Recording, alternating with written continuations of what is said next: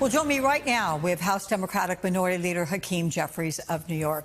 Congressman, glad to have you here, sir. We are going to get to the government shutdown battle in just a moment. But first, President Trump said Comey's indictment was, quote, about justice, not revenge. But his past words would suggest otherwise. And he hinted more charges against his political opponents are coming. How do you respond, sir, to this indictment? And is this the start of Trump's threat to use the Justice Department to go after his enemies? Donald Trump and Republicans at the Department of Justice who are behaving like corrupt political hacks have launched this malicious prosecution against the former FBI director as part of an ongoing revenge tour. Instead of President Trump being focused on actually funding the government, protecting the health care of the American people, and lowering costs, he is engaging in this unhinged behavior and directing the Department of Justice, which continues to corruptly embarrass itself to prosecute perceived political adversaries. The whole thing is shameful.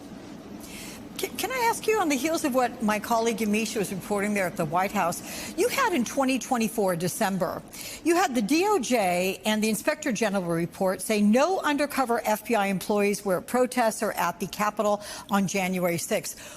Where is Donald Trump getting his information? The fact that he just posts on Truth Social. It was just revealed the FBI had secretly placed against all rules, regulations, protocols, standards, 274 FBI agents into the crowd during the January 6th hoax. Where's that coming from? Donald Trump is lying to the American people about the events of January 6th. He can't justify the fact that he helped to incite a mob of violent individuals who attacked the Capitol as part of an effort to try to reverse and undermine the results of the 2020 presidential election. And then on top of that, we know that the president, during his first day in office, pardoned hundreds of violent felons who brutally beat police officers and then released those violent felons back into communities all across the country, several of whom have been rearrested for doing harm to our communities. And so what we're seeing right now, Republicans are just peddling, led by Donald Trump and backed by all of the Republicans in the House and in the Senate, this baseless conspiracy theory as part of this unhinged effort to assault continuously the American way of life, instead of actually being focused on doing the business of the people. It's one of the reasons why we're on the verge of Republicans shutting the government down, because they continue to be focused on the wrong thing and unleash chaos on the American people. Now, we're going to get to that in just one moment because I know it's weighing heavily on you. But one more question about Friday, when Democrats on the House Oversight Committee released that trove of new Jeffrey Epstein documents. They include schedules mentioning figures like Elon Musk, Peter Thiel, Steve Bannon. And it comes after Adelita Grijalva's victory in that Arizona special election gave backers of the discharge petition that deciding 218th vote to compel the DOJ release the complete files. What is your response to these new documents? Do you expect the House to pass the discharge petition soon? Yes, Representative-elect Grijalva should be sworn in this Tuesday, we believe, which will be a pro forma session of the House of Representatives. It's been done before by Republicans. There's no dispute as it relates to her election, and she should be able to serve in the House next week. And the only reason that may not happen is because Republicans are concerned with the fact that she would be the 218th vote to compel the Trump administration to release the Epstein files. We just want to provide the American people with the truth, the whole truth, and nothing but the truth, and respect the wishes of the victims to make sure that there's full and complete and total accountability. Okay, let's go to the shutdown battle now, sir, because the Trump administration has threatened to fire, not temporarily furlough, tens of thousands of federal employees if the government shuts down. They're going to try to blame it on Democrats. The administration and DOJ, they've been pretty successful so far laying off government workers. So is this a real threat, or is it just a pressure tactic? Seems to me that it's an effort to try to intimidate Democrats, and we are not going to be intimidated away from our position, which is clear. We'll sit down with anyone, anytime, any place, in order to try to find a bipartisan path forward to fund the government, but we will not support a partisan Republican spending bill that continues to gut the health care of the American people. We're going to stand up for Medicaid, stand up for Medicare, stand up for the Affordable Care Act, stand up for our hospitals, our nursing homes, and our community-based health clinics, all of which have been under assault, and stand up for the fact that if Congress doesn't act with respect to the Affordable Care Act tax credits in a matter of weeks, tens of millions of Americans are going to experience dramatically increased premiums, co-pays, and deductibles. Understand that the Trump administration has already been engaging in mass firings all throughout the year. And so a government shutdown has nothing to do with what they've already shown they are willing to do, which is why we just have to continue to hold the line and make it clear our position: cancel the cuts, lower the costs, save health care. Do Democrats, though, risk being blamed if this government shuts down? And if so, how do you change that narrative? We absolutely do not risk being blamed, because the American people will not be fooled by the rhetoric coming from reckless Republicans. Republicans control the House. Republicans control the Senate. Republicans have a president at 1600 Pennsylvania Avenue, Donald Trump. They control the entirety of the federal government. If the government shuts down, it's because Republicans have made a decision to shut the government down. And it's entirely unreasonable for them to expect that we're just going to simply go along to get along with the Republican healthcare crisis that they've created. No, we need to reverse the damage that has been done and stand up for people all across the country whose healthcare has been under assault. Black and brown communities under assault, rural America under assault, urban America under assault, small town America under assault, the heartland of America under assault. That's why Democrats have drawn this line in the sand, and we're ready to sit down and have this conversation. It's Donald Trump who canceled the meeting and then decided to go to a golf event, of all things, rather than try to resolve this government funding issue. So let me get to what Donald Trump said. And you're right. He's the one that canceled the meeting. It was on the books for you and Senate Majority Leader Schumer to join him and discuss things at the White House. Trump said that a meeting would not be productive and accused Democrats of seeking to fund, quote, radical left views and policies related to health care, immigration, and crime. With so much on the line, how do you respond to the president saying, nope, I'm not going to even talk with Democrats?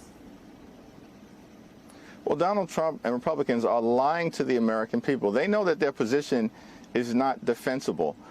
We have repeatedly made clear we'll find a bipartisan path forward, but it's got to be related to funding the government in a manner that actually meets the needs of the American people in terms of their health, their safety, and their economic well-being. Donald Trump knows, or at least I think he knows, that current federal law prohibits using taxpayer dollars for undocumented immigrants in connection with their health care. And no one is trying to change or reverse that law. What we are doing is fighting to protect the health care of everyday Americans in the midst of this Republican-caused crisis that is devastating hospitals and nursing homes and community-based health clinics, largest cut to Medicaid in American history.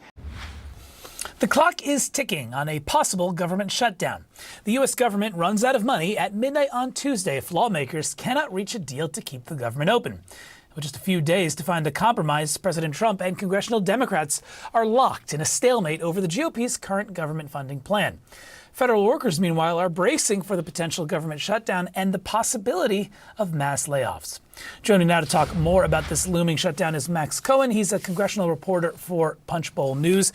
Max, great to talk with you about all of this.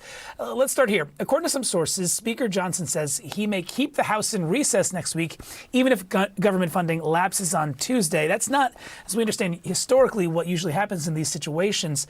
Can you break down what the tactic is there and what it could mean for the House Speaker? Yeah, this is all about House Republicans playing hardball here. Of course, last week, the House passed a continuing resolution to fund the government for 7 weeks. And now that measure went on to the Senate, and Senate Democrats killed that. So for Speaker Mike Johnson, his perspective is, we've done our job in the House. We've passed the bill. Now it's the Senate's turn. So by keeping his members on recess, he's trying to force Senate Democrats to fold here and support this Republican plan. Of course, as you know, those Senate Democrats say they're going to hold firm and reject that bill unless there are major health care changes to that bill. Well, meanwhile, Max, the White House is now threatening to use a shutdown as the pretense for enacting mass layoffs, potentially. Democrat leadership, they're brushing that off as a meaningless threat, essentially. But is there real concern behind the scenes? Yeah, I think if you talk to a lot of congressional Democrats, like I've been doing the past couple of days, they're very concerned about these mass layoffs. Some reports said at the EPA, 90% of staff could be fired under these plans proposed by the Trump administration. But publicly, Democrats are saying, look, Donald Trump and his administration are already doing things which they feel are extreme. And the threat of these mass layoffs to them is not worth giving into Republican demands. This is like their only point of leverage, government funding, right? And Democrats say, if we cannot use this bill to get healthcare changes, then we have no other opportunities all year. That's why they're holding firm at this point. Max, once again, we are about to enter this week playing this game with real consequences, by the way, of, okay, if there's a shutdown, who will be blamed? Obviously, Republicans control all the branches of government, but it may be the Democrats who can't provide the votes to pass a bill to keep the government open. Shutdown is getting worse, and we really do need to underline, and you need to tell people that the ones making threats are Republicans. And look, normally when a shutdown happens, the side that isn't in government sort of makes the threat to shut it down, right?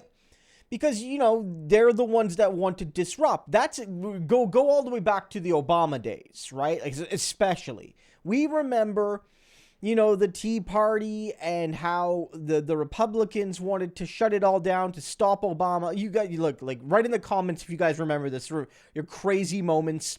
In many ways, that was like a precursor. Like, Trump wasn't on the scene as much directly yet, but like that was the kind of precursor to MAGA in a way, right? That Tea Party era in some fashion. And they were very much like, we're going to shut it down. We're going to be obstructionists. We have no respect for the first black president and all of that, right? And then they were clearly almost proud to take the blame. This time, though, Republicans are in charge, and they're the ones saying, if we shut things down, we're going to fire people. We're going to destroy things. And so while usually there is a sort of risk when you're the opposition party and a shutdown happens, do you get blamed for it? The Democrats have played this, I think, at least somewhat decently for a couple reasons. One, there is the mechanics here. They don't control any of the three branches. It's one thing if, for example, Jeffries was Speaker. The Republicans had the Senate and they had the White House, but the Democrats had the House, and they shut the government down. It would require the Democrats to actively shut it down themselves. They have the majority. They have a majority in nothing right now, federally. And so the responsibility goes to the unified government party. But fundamentally, Republicans are taking the blame. They're saying we're going to muck things up, and maybe you'd use a different UCK word that started with F if the shutdown happens. And so what they're saying is something that you need to tell folks. Republicans are promising that if a shutdown happens, even if they cause it, they're going to use it as an excuse to ruin the lives of the 99% of Americans that aren't rich and wealthy and well-connected. Don't let people get it twisted.